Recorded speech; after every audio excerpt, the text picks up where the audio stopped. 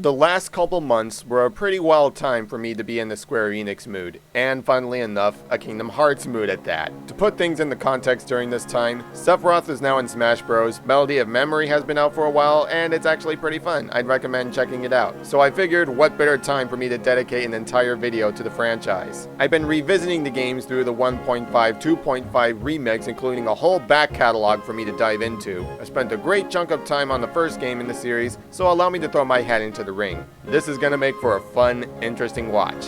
So we all know the story of how we got here. Two people working at Disney and Square happened to meet up in an elevator of all things, and from there, the idea of Kingdom Hearts kicked off. At first glance, yeah, this is a pretty weird concept to wrap your head around. At one point, you're meeting the likes of Aerith, Yuffie, and Leon from Final Fantasy, and the next, you're playing a bunch of minigames with Winnie the Pooh. Fortunately and thankfully, the people at Square managed to make it work, and what we got in the end is a very solid action RPG where the gameplay ultimately shines through, at least in my personal book. I realized going into this that I have my work cut out for me moving forward, given the state of the Kingdom Hearts series itself, but I thought I'd start small and work my way up over time. Beginning with the first of the series, dating all the way back to 2002. Man, do I feel old now. It's probably worth mentioning that I don't think I'm the right guy to talk to about the story regarding Kingdom Hearts. I highly doubt I'm gonna be able to comprehend all the fancy details and story elements at large. But if you want me to sum it up in the best possible way, for this game at least, the story sees a group of islanders, Sora, Kairi, and Riku, all best friends that have grown tired of their surroundings and want to see the big, beautiful worlds out there. As they set out to do so, that's when their island is torn to shreds and obliterated into the dark powers that be.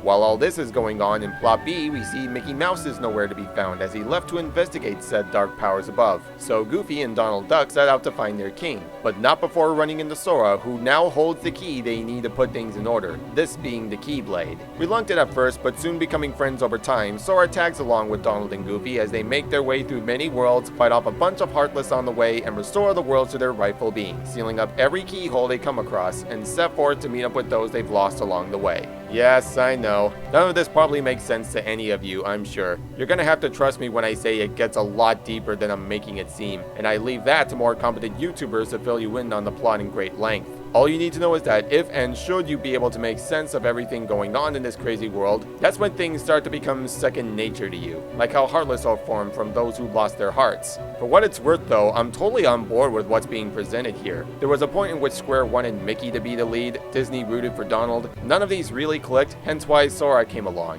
And all these elements, be it the original counterparts, all the Disney stuff in display, and even some Final Fantasy here and there, it all seems to blend really well with one another, as if they're all here to enjoy the big roller coaster ride ahead, hand in hand. In a way, it's kind of reminiscent of what Smash Bros is doing right now with the fighting scene, bringing all these worlds together and leaving their own personal mark on the genre to help set them out from the crowd, be it for better or for worse. It's the same principle here, if not tenfold. The original cast of characters work well enough. You have Sora, the big hero of the story, who starts off as your typical everyday kid who would soon realize his full potential throughout the journey, uncertain of his surroundings but is still willing to go through with every obstacle laid out for him. In a sense, growing as a person with each new experience. I believe there's something to be admired here, if you can get past his apparent pubescent voice and awkward reads, cause believe me, there's plenty of them. You're stupid! There's Riku, serving as the best friend slash rival of the bunch. Pushes Sora around once in a while, but we know deep down he cares for his friends all the same. Even when he gets misguided into doing the wrong thing, he still seemingly has good intentions in the end once he comes to his senses. I honestly wish I have noticed this character arc much sooner, cause this I feel is what makes Riku stand out from the bunch.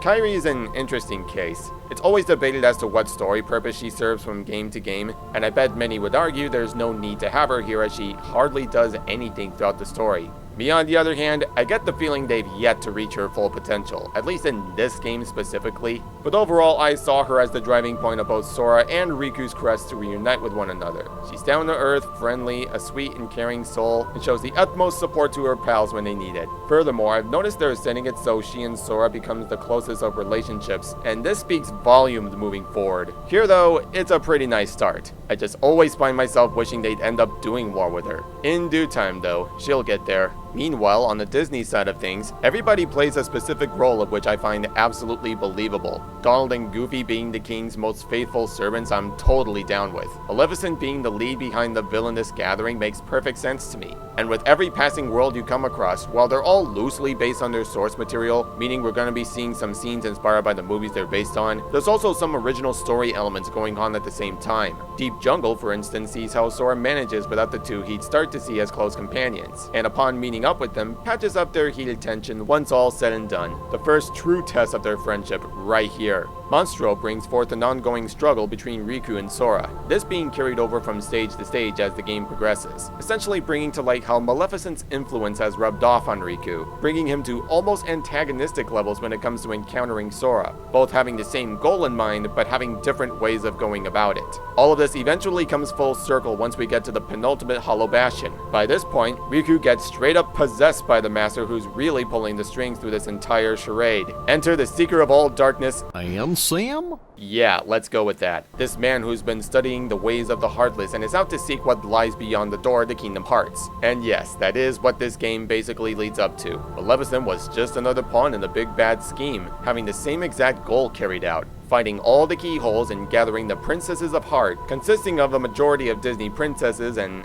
Alice for some reason, and ultimately opening the door that lies within. Yeah, this is a story with a ton of moving parts. Trying to stomach everything they're dishing out is easier said than done, but it's not impossible by any means. Oh, I'm sorry, I haven't even touched upon the Final Fantasy stuff. Compared to everything else going on, this is relatively minor in the grand scheme of things, but it's still really cool that they're here at all. Before we had Cloud and Smash, and before I sought out to pick up the games in which these characters originated from, this was the game that introduced me to these guys, and I'm not afraid to say that. You have the Cloud Strife himself, who, now that I think about it, is portrayed as far more of a downer than he has any right to be. Aerith is here, that's pretty cool. You have Squall Leonhart and Sid on board. Yuffie's here and she's voiced by Kim Possible, which is kind of hilarious in hindsight. And speaking of the devil, since I mentioned this from the start, Sephiroth is here and was a painstaking nightmare which we'll delve into later on. Look at me over here rambling on about everything but the gameplay. What a incredibly awkward segue aside, let's dive into what makes all of this work as well as it does. How does the gameplay hold up in Kingdom Hearts?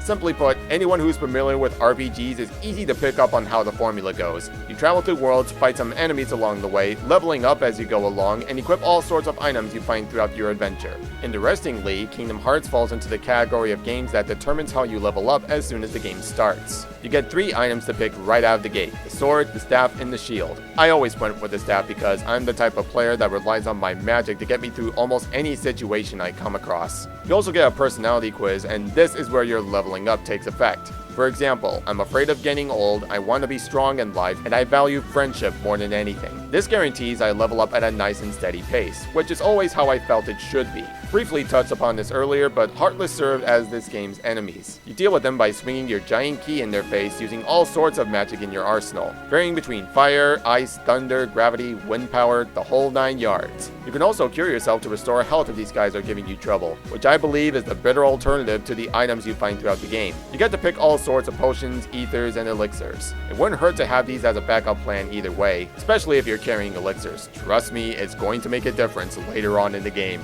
Throughout the whole shebang, you're accompanied by Donald and Goofy as your party members. Goofy's actually got a really good defense game with his shield, and despite what the memes say, Donald's been consistently on point helping me out of tight spots. He's probably healed me more times than I can count, and this is with his settings on default. Other than that, he highly excels in the magic arts, using all sorts of tricks up his feathery sleeves. Another cool thing about this game is that you can meet up with a bunch of characters who will join your party, like Aladdin, Ariel, Jack Skellington, the Beast is here, etc. The only catch is they'll only tag along in their respective worlds, which makes sense in context. If we took the Pumpkin King along, I'm sure he'd stick out like a sore thumb in contrast with all the lighthearted Disney stuff. Probably. I don't know.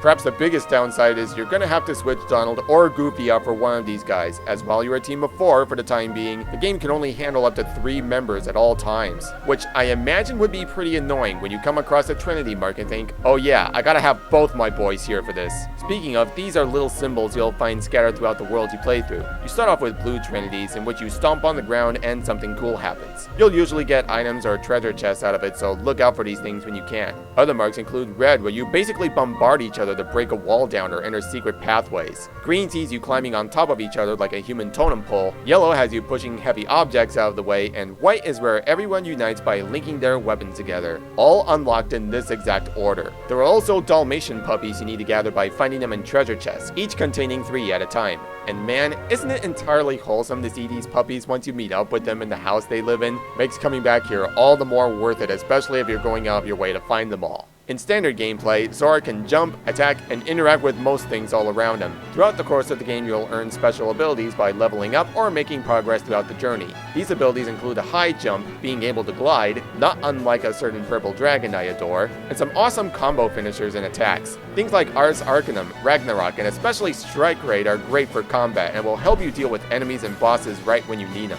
I personally relied on Strike Raid more than anything, if not just because you're completely invincible throughout the whole thing. I swear it's almost game-breaking how the invincibility frames last as long as they do. This baby got me through even the harder bosses, but more on that when we come to it. We also have special characters you can summon throughout the game to help you in battle. 2 of them are handed down to you at certain points in the story, but the rest are obtained through these special summon gems in which you give to the fairy godmother, and generally they're all extremely powerful in action. Simba can deal massive damage through his mighty roar. You're completely invulnerable while riding Dumbo, so feel free to splash at everything in sight. Genie is virtually your best friend under the right circumstances. Just bring him in, let him go to town on the bad guys, and enjoy the show. Mushu's here. That's pretty cool. There's only so much you can do with him though. And Bambi says here to supply magic when you need it, essentially a first aid kit when you're low on juice. Tinkerbell is the most special summon in this case, in the sense that she sticks around to keep everybody on board at all times. If you ever make a mistake or get hit too many times, she'll gradually be healing you throughout. She's the ultimate safety net if you want to keep Donald and Goofy on the battlefield. Let's see, what else is there? Oh yeah, actually getting to the levels themselves. You do so through this bad boy, the gummy ship. Think of it like Star Fox, but a bit more neutered. You don't go as fast, you're shooting down everything on screen, slow yourself down to better position yourself, and that's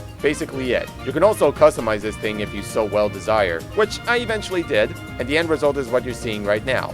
With all this said though, most everything I've mentioned here checks out nicely. Of course not everything is quite up to snuff. I appreciate having Atlantica as a full fleshed out world dedicated to the Little Mermaid, but I have to speak up and say the mechanics here do not exactly work as well as they wanted it to. I imagine they wanted to use this as a means of introducing the flying mechanics later on, which I guess is nice, but going through Atlantica is something I wouldn't exactly call a highlight. And while I understand to some extent why they're here, can't help but find Winnie the Pooh as a glaring pace breaker, if not a simple distraction from everything else going on outside of this. I joked about this earlier, but when you're facing ferocious monsters in one world and playing simple-minded mini-games in next, it becomes a case of one of these things is not like the others. So yeah, what we got here ain't perfect, and I'm not gonna pretend it's some flawless masterpiece either. Every once in a while there are boss fights putting you up to the test. You can get through most of these by just swinging your giant key in their face, but some strategies are outright demanded of these fights. With the right abilities and knowing what magic works best, you'll be able to put even the toughest bosses in their place. Cause believe me, this game's gonna be pushing you around every chance it gets. My biggest roadblocks personally would have to be Ursula's final bout in Atlantica. Funny how I wind up coming back here. This fight with Chernobog much later on, or the infamous showdown in Hollow Bastion against Ansem. I don't really need to put into words the exact drama that comes to everyone's minds when it comes to this fight. Thankfully, I caught on to this guy's game and how I can cheese through even his deadliest maneuvers with the greatest of ease. Yeah, in hindsight, this wasn't really as bad as I thought it'd be. Regardless, believe me when I say you're gonna have your work cut out for you. Going into this game, I eventually made it my mission to make the most out of this, going after virtually everything the game threw at me. This meant going after all the Trinity marks, gathering all 99 Dalmatian puppies, synthesizing every item available, taking on all the optional bosses, one of which I'll be going into great detail about, and playing all the mini games in 100 Acre Wood or even sliding with Tarzan. I even went after all the Colosseum events including the Phil Cup, Pegasus Cup, Hercules Cup, and Hades Cup in that order. And if that wasn't enough, 3 times in a row at that. Once to win the trophy, once more as a solo run, and finally once more to finish all the cups as fast as possible under the time limit. I even went as far as to make sure I level up to the max level capacity for this game. You know, like the dedicated player I'd turn out to be. And since I'm playing the final mix edition on my PS4, I must address some of the additional benefits that came with it. For one, some features have been added into this version of the game retroactively, like using triangle to respond to certain commands like opening chests. Additionally, summons can be accessed from the default default command menu rather than being tied to the magic menu initially. Stuff like this I find to be a far more convenient way to go about it, especially when it comes to using special abilities like Strike Raid or Ars Arcanum. Additional heartless were added to this version as well, which was perhaps the last thing I'd come to expect. Honestly, I was not ready to be in insta-kill scenarios when confronting the Sniper Wild in Traverse Town or the Stealth Soldiers in Hollow Bastion. Other exclusive heartless required some know-how, like the Black Ballad in Deep Jungle, where you gotta choose the right enemy or else you'll get shot. Or this Pink Agaricus enemy where you have to play freeze tag with a bunch of white mushrooms to get to it. Enemies like this were more so implemented for farming purposes, especially if you're looking to synthesize items. This may seem like additional busy work, and it actually feels that way at times, but once you know which enemy is carrying what item, it's not really that big a deal. Just be well prepared for what's coming up. And before I forget, this is actually how you go about synthesizing in this game. Some enemies will drop special items for you to carry. Just bring them to these guys at the shop and the rest is self-explanatory. The Final Mix Edition even went as far as to add some extra cutscenes to the game's story, giving us some full context as to what's been going on with Riku behind the scenes. What sticks out to me is how he ended up in Hollow Bastion, or how he winds up in the Realm of Darkness, where he ultimately meets up with Sora to seal the door for good.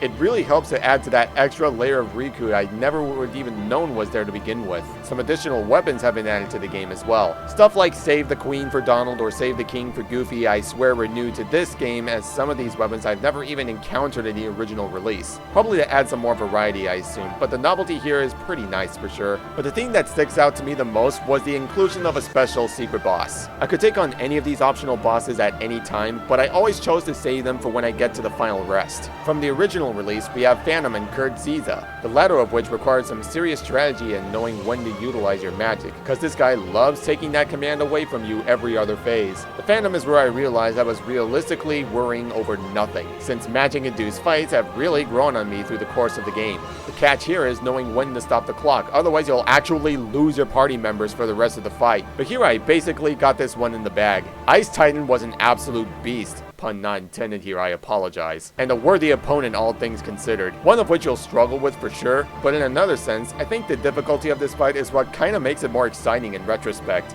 Really love the Keyblade you get in this version, by the way. Diamond Dust is the definitive weapon in my book. And returning to Sephiroth, this guy is no pushover. You'll be losing quite a lot to him if you're not careful, which you'll need to be if you want to make it through in one piece. Me, on the other hand, this is where I ultimately went ham as soon as I heard the words Heartless Angel. And god damn was it exciting after so many years of trial and error. This is where I was so glad I thought to equip Strike Raid. Call it cheese if you will, I'm just glad I finally got this guy off my system. To get us back on point, this brings us back to the Final Mix exclusive boss, located in Hollow Bastion. This here is Unknown, the first of a seemingly ongoing trend of Kingdom Hearts bosses foreshadowing what's to come in the future installment. To give you full context for this fight, I have never once fought this guy before, and I've heard stories of how this was one of the toughest fights in the whole game. And let me tell you right now, this guy does not push around. We're talking dual blade action, shielding you off with his laser shows, and perhaps the most stress-inducing mechanic ever,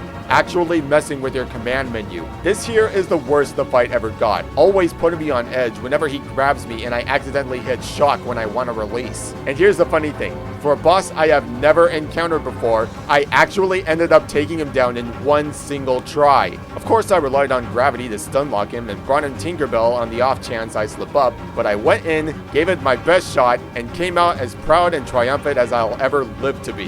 Hats off to Square for pulling off such a feat. And yes, you can skip cutscenes in this game, I just never bothered to for the sake of this video. In the end though, it's all these changes and more where I'm highly convinced this is the best and definitive way to play the first Kingdom Hearts. As we speak, this is one of those instances where I'm rather glad I went all out for the full experience. From the very start of this game, to getting myself familiar with how everything worked, to finally putting an end to I am Sam? and sealing the door once and for all. I know beyond the shadow of a doubt that for the first game in the series, Kingdom Hearts does a rather solid job making a name for itself. I know it's an unusual opinion to hear nowadays, but at the same time, I can't help but have a soft spot for this one, having grown up with it all the way back in 2002. I'll want to go on record by saying that each of the mainline games are perhaps the best part of the whole series, with everything else serving as a nice bonus to pique our interest or otherwise invest us more into the big picture at large. This game in particular is pretty good and alright in my book. I had a nice run with it, all things considered. And hey, I still have a full library of games to check out on this PS4 disc of mine, so who knows. I'll probably come back to this series at some point in the future.